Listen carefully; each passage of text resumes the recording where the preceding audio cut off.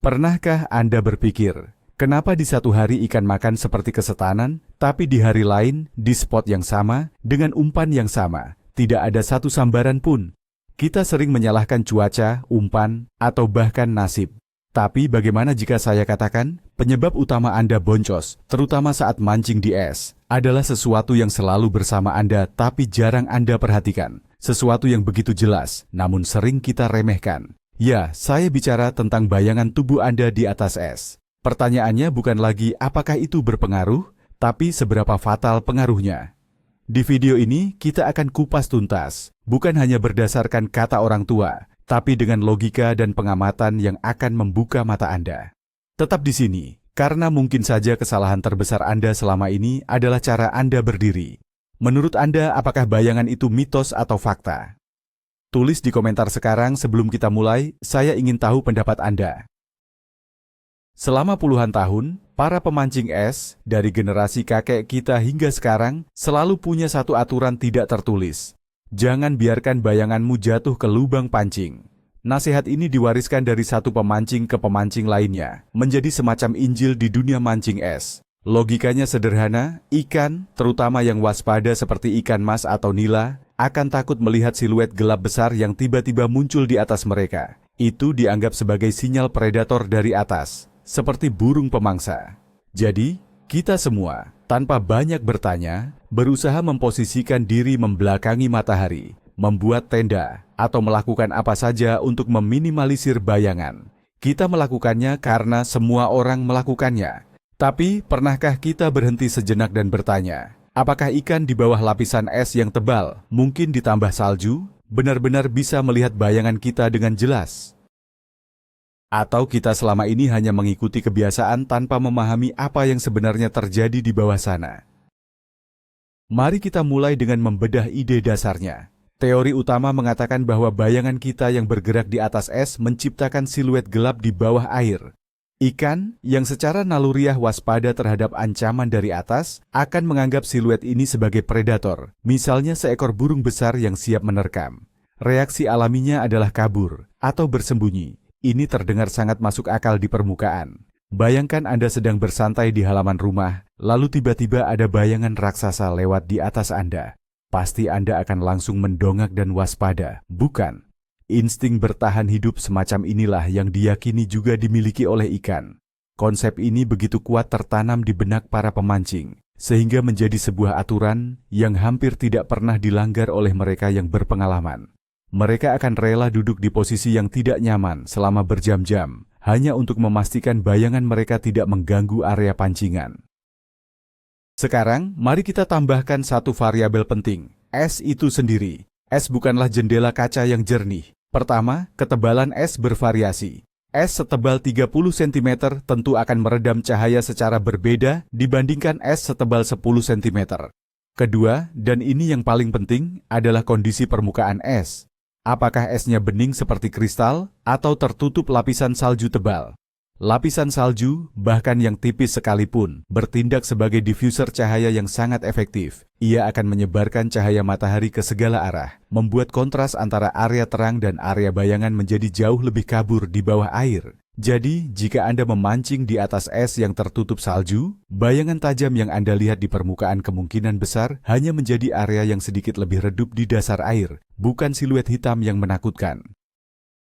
Mari kita bicara tentang fisika cahaya sedikit. Saat cahaya matahari menembus es, ia mengalami pembiasan dan penyebaran. Es yang tidak sempurna, yang memiliki gelembung udara atau retakan kecil di dalamnya, akan semakin menyebarkan cahaya tersebut. Ini berarti, semakin tebal dan tidak sempurnanya es, semakin kecil kemungkinan bayangan yang tajam dan jelas bisa terbentuk di dasar perairan. Bayangan yang Anda lihat di atas mungkin sangat kontras, hitam pekat di atas putihnya es. Namun, di kedalaman 1 atau 2 meter di bawah es, kontras itu sudah berkurang drastis. Cahaya yang tersebar dari area sekitarnya akan mengisi area bayangan, membuatnya menjadi lebih abu-abu dan tidak terlalu mengancam. Ini adalah poin krusial yang sering dilupakan. Kita melihat dunia dari atas, tapi ikan melihatnya dari bawah, melalui filter berlapis yang disebut es dan air.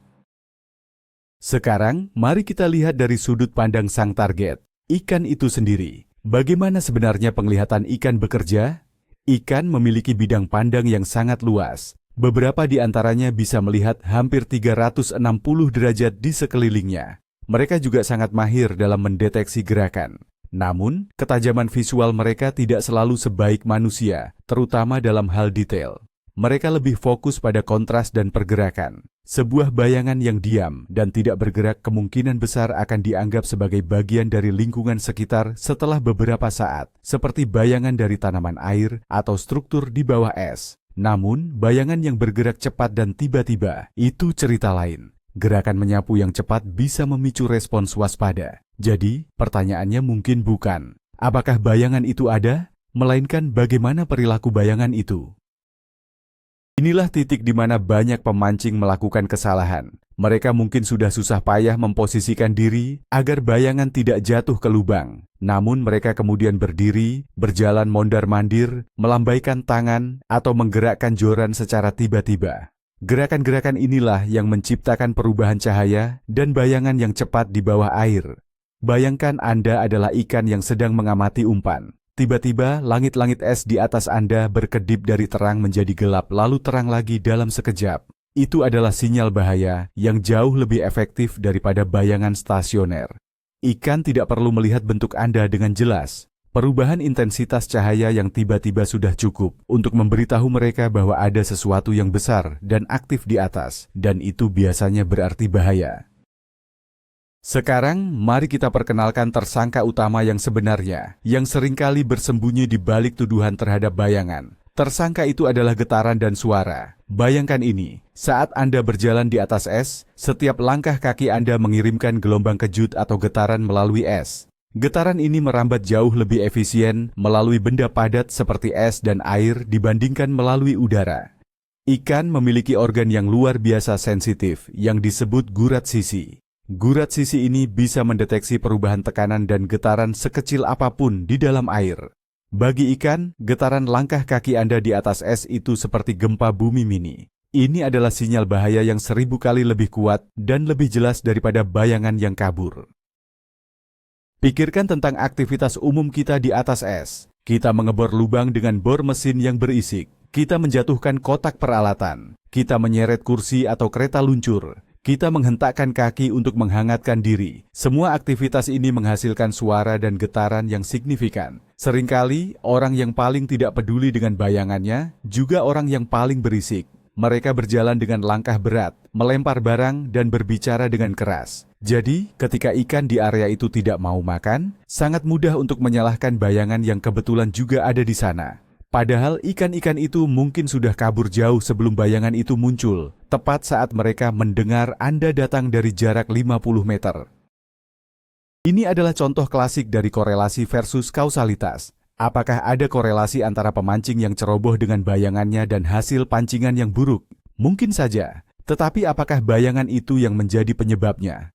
Kemungkinan besar tidak. Penyebab sebenarnya adalah semua perilaku lain yang menyertai kecerobohan itu. Langkah kaki yang berat, suara berisik, dan gerakan yang tiba-tiba. Bayangan hanyalah kambing hitam yang mudah terlihat. Ini seperti menyalahkan sirene ambulans sebagai penyebab kecelakaan.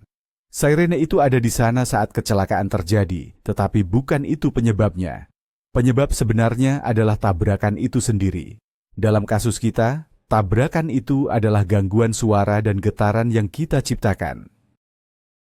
Mari kita bayangkan sebuah eksperimen sederhana. Kita membuat 2 lubang pancing yang berjarak 10 meter satu sama lain. Di lubang pertama, seorang pemancing berdiri diam seperti patung, membiarkan bayangannya jatuh tepat di atas lubang. Dia tidak bergerak, tidak membuat suara. Di lubang kedua, pemancing lain berdiri di posisi di mana bayangannya tidak mengenai lubang, tetapi dia sengaja menghentak-hentakkan kakinya setiap beberapa menit. Menurut Anda, di lubang mana ikan akan lebih merasa terganggu?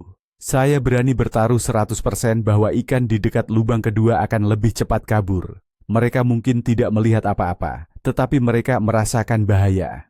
Sementara di lubang pertama, ikan mungkin akan terbiasa dengan area yang sedikit lebih gelap itu dan akhirnya mendekati umpan. Penggunaan kamera bawah air telah memberikan banyak pencerahan tentang hal ini. Banyak video di YouTube yang menunjukkan rekaman dari bawah es. Apa yang kita lihat? Saat seorang pemancing berjalan mendekati lubang, seringkali ikan-ikan kecil akan langsung menyebar dan kabur. Bahkan sebelum orang itu sampai di lubang, mereka bereaksi terhadap getaran. Lalu, saat umpan diturunkan, ikan yang lebih berani mungkin akan kembali. Jika pemancing di atas diam, ikan akan berinteraksi dengan umpan secara normal. Bahkan jika sebagian area terlihat lebih gelap karena bayangan. Namun, saat pemancing di atas menggeser kakinya atau menjatuhkan sesuatu, kamera akan bergetar dan kita bisa melihat ikan-ikan itu langsung panik. Ini adalah bukti visual yang sangat kuat. Tentu saja, ada pengecualian. Kapan bayangan benar-benar menjadi masalah? Pertama, di perairan yang sangat dangkal. Jika Anda memancing di kedalaman kurang dari 1 meter, maka semua efek akan menjadi lebih signifikan. Bayangan akan lebih jelas, dan ikan memiliki lebih sedikit ruang untuk melarikan diri, membuat mereka ekstra waspada. Di situasi seperti ini, setiap detail kecil, termasuk bayangan, bisa menjadi faktor penentu. Jadi, jika Anda memancing ikan nila di pinggiran yang dangkal, maka memperhatikan bayangan Anda adalah ide yang sangat bagus. Di sini, nasihat kuno itu mungkin 100% benar dan berlaku tanpa kompromi. Pengecualian kedua adalah saat memancing di atas es yang sangat tipis dan bening, yang sering disebut black ice. Jenis es ini transparan seperti kaca. Dalam kondisi seperti ini, ikan di bawah dapat melihat ke atas dengan sangat jelas. Bayangan Anda tidak akan tersebar atau kabur, melainkan akan menjadi siluet hitam pekat yang sangat nyata. Bergerak di atas black ice sama saja dengan berjalan di atas akuarium raksasa. Dalam skenario ini, bayangan Anda, terutama yang bergerak, adalah ancaman nyata yang pasti akan menakuti ikan yang paling berani sekalipun. Jadi, aturan praktisnya adalah, semakin jernih dan tipis esnya, semakin penting Anda mengkhawatirkan bayangan Anda. Faktor lain yang perlu dipertimbangkan adalah jenis ikan yang Anda targetkan. Beberapa spesies ikan secara alami jauh lebih waspada daripada yang lain. Ikan trout misalnya terkenal sangat sensitif terhadap gangguan visual. Mereka memiliki penglihatan yang tajam dan naluri untuk waspada terhadap predator dari atas sangat kuat. Bagi mereka, bayangan yang tidak biasa bisa menjadi alasan yang cukup untuk tidak makan sepanjang hari. Sebaliknya, ikan predator seperti ikan gabus atau lele mungkin kurang peduli dengan bayangan. Mereka lebih fokus pada getaran dan aroma dari umpan. Mereka mungkin bahkan menggunakan area bayangan sebagai tempat berlindung sambil menunggu mangsa. Jadi, kenali target Anda. Apa yang menakuti ikan mas mungkin tidak berpengaruh sama sekali pada ikan predator. Jadi, apa kesimpulan praktisnya? Haruskah kita mengabaikan bayangan kita sepenuhnya? Tidak juga. Sikap terbaik adalah memahami prioritas. Prioritas nomor 1, 2, dan 3 saat mendekati spot pancing di es adalah jangan membuat getaran, dan jangan membuat getaran. Berjalanlah dengan langkah ringan dan hati-hati, seolah-olah Anda sedang mengendap-endap. Letakkan peralatan Anda dengan perlahan, jangan dilempar atau dijatuhkan. Bor lubang Anda, lalu beri waktu beberapa menit agar suasana kembali tenang sebelum Anda mulai memancing. Kesunyian dan ketenangan adalah teman terbaik Anda di atas es, jauh lebih penting daripada posisi matahari. Setelah Anda menguasai seni bergerak tanpa suara, barulah Anda bisa memikirkan tentang bayangan sebagai faktor sekunder. Jika memungkinkan untuk memposisikan diri agar bayangan tidak jatuh ke lubang tanpa mengorbankan kenyamanan atau efektivitas, maka lakukanlah. Tidak ada salahnya mengambil tindakan pencegahan ekstra. Anggap saja ini sebagai asuransi tambahan. Tetapi jangan pernah mengorbankan ketenangan demi menghindari bayangan. Lebih baik Anda duduk diam dengan bayangan di atas lubang daripada terus-menerus bergerak dan bergeser di posisi yang aman dari bayangan, tapi justru menciptakan lebih banyak getaran. Mari kita ubah pola pikir kita. Alih-alih bertanya, bagaimana cara menghindari bayangan saya? Mari kita bertanya, bagaimana cara menjadi pemancing yang paling tidak terdeteksi? Menjadi tidak terdeteksi adalah sebuah paket lengkap. Ini tentang bergerak perlahan, meminimalisir suara, dan baru setelah itu, jika perlu, mengelola bayangan Anda. Pemancing es yang sukses adalah mereka yang bisa menyatu dengan lingkungan. Mereka menjadi bagian dari keheningan musim dingin, bukan penyusup yang berisik. Mereka memahami bahwa ikan hidup di dunia sensorik yang didominasi oleh getaran, dan mereka menghormati itu. Ini adalah pergeseran dari sekadar mengikuti aturan lama menjadi benar-benar memahami perilaku target kita. Pikirkan tentang pemancing profesional atau mereka yang selalu tampak berhasil. Perhatikan cara mereka bergerak di atas es. Mereka tidak terburu-buru. Setiap gerakan mereka terukur dan disengaja. Mereka meletakkan tas mereka dengan lembut.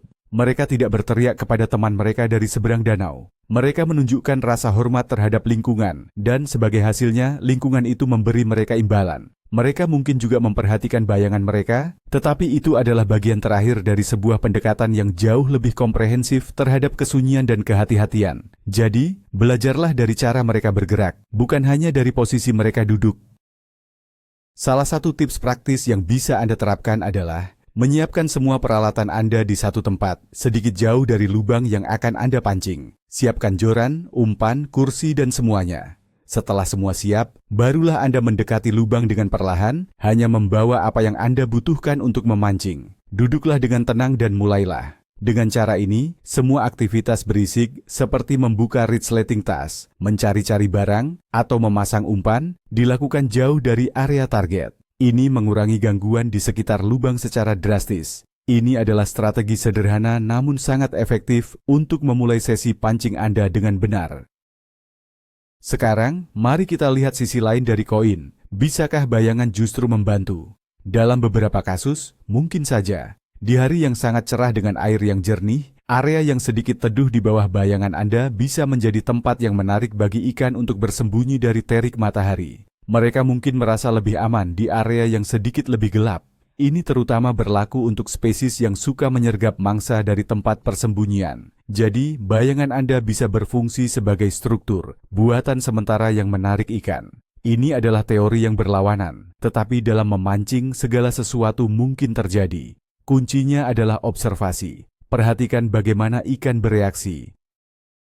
Pada akhirnya, perdebatan tentang bayangan ini mengajarkan kita satu hal yang sangat penting tentang memancing. Jangan pernah berhenti bertanya mengapa. Jangan hanya menerima sebuah aturan karena begitulah yang selalu dilakukan. Gali lebih dalam, pikirkan tentang sains di baliknya dan amati sendiri apa yang terjadi. Mungkin Anda akan menemukan bahwa getaran adalah musuh yang sebenarnya. Mungkin Anda akan menemukan bahwa di danau Anda, bayangan memang sangat berpengaruh. Tidak ada satu jawaban yang cocok untuk semua. Pemancing terbaik adalah pemikir kritis. Mereka mengumpulkan informasi, mengujinya di lapangan, dan menyesuaikan strategi mereka berdasarkan hasil nyata, bukan hanya berdasarkan mitos yang sudah usang. Jadi, kesimpulannya apa? Apakah bayangan Anda bisa mengusir ikan? Jawabannya adalah, mungkin. Tapi kemungkinan besar bukan itu alasan utama Anda boncos. Titik baliknya adalah saat kita menyadari bahwa kita selama ini mungkin telah menyalahkan kambing hitam yang salah. Kita begitu fokus pada apa yang kita lihat, yaitu bayangan, sehingga kita mengabaikan apa yang tidak bisa kita lihat, tetapi bisa dirasakan oleh ikan, yaitu getaran dan suara. Ternyata musuh terbesar kita di atas es bukanlah bayangan kita, melainkan hentakan sepatu bot kita, suara bor kita, dan kotak pancing yang kita jatuhkan. Ini adalah sebuah plot twist karena mengubah total prioritas kita. Bukan lagi tentang melawan matahari, tapi tentang melawan kebiasaan kita sendiri untuk bergerak berisik. Pengetahuan ini bisa secara fundamental mengubah pendekatan Anda. Mulai sekarang, saat Anda melangkah ke atas es, pikirkan diri Anda sebagai seorang ninja, bukan seorang pejalan kaki biasa. Bergeraklah dengan senyap, dan Anda akan melihat hasil yang jauh lebih baik, terlepas dari di mana bayangan Anda jatuh. Terima kasih banyak sudah menonton sampai akhir. Jika video ini membuka mata Anda, jangan lupa tekan tombol like dan subscribe agar kita bisa terus membongkar mitos-mitos mancing lainnya bersama-sama. Sekarang, saya punya pertanyaan untuk Anda, dan saya ingin Anda jujur di kolom komentar. Setelah mendengar semua ini, apa kesalahan terbesar yang Anda sadari sering Anda lakukan di atas es? Apakah itu suara, getaran, atau mungkin hal lain? Mari kita belajar dari pengalaman satu sama lain.